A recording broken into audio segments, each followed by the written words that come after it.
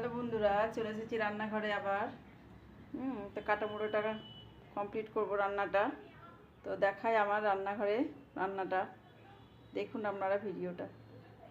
এই যে আমি কাটা মুড়ো রান্না করব, সব জোগাড় করে নিয়েছি। তো আমি প্রথমে এইগুলো সব দিয়ে দেবো কড়াইয়ে, ফোড়ন মশলা সব কিছু একসঙ্গে। এই যে তেল গরম হয়ে গেছে,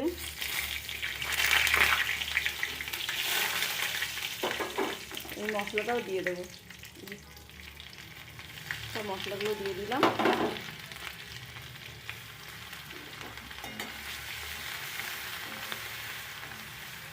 একবারে মশলা কষানো হয়ে গেলে আমি আলুগুলো দিয়ে দেবো।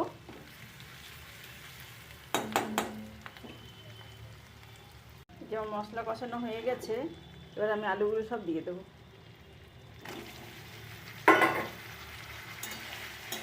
ভালো করে কষিয়ে নেব।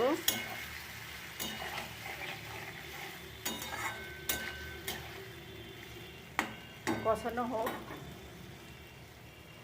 আমার মশলা কষানো হয়ে গেছে, এবার আমি মুড়োগুলো দিয়ে দেবো। এই যে সব কাটা মুড়োগুলো ঢেলে দিলাম, ভাঙাগুলো। এর সঙ্গে একটুখানি কষিয়ে নেব।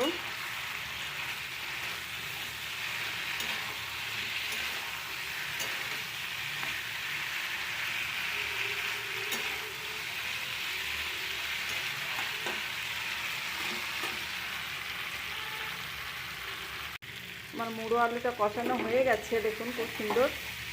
এবার আমি দিয়ে দেবো জল।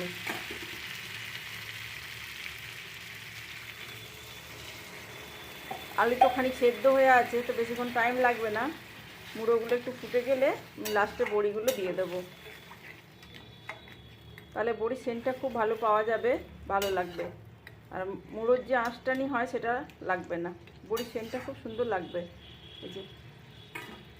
এই যে আমার বড়িগুলো আছে এখানে, ভেজে জল দিয়ে একটু নরম করতে দেওয়া আছে, এটা দিয়ে দেবো এর মধ্যে লাস্টে।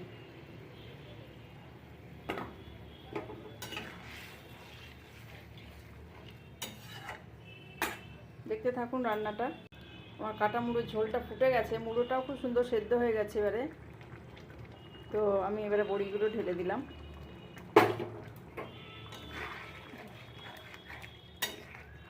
আমার হয়ে গেল কাটা মুড়ো রান্না। এক ফুট ফুটবে, বড়িটার সেন্টটা মিলিয়ে যাবে খুব সুন্দর হয়ে সবজিতে, ব্যাস তাহলে রান্না আমার কমপ্লিট।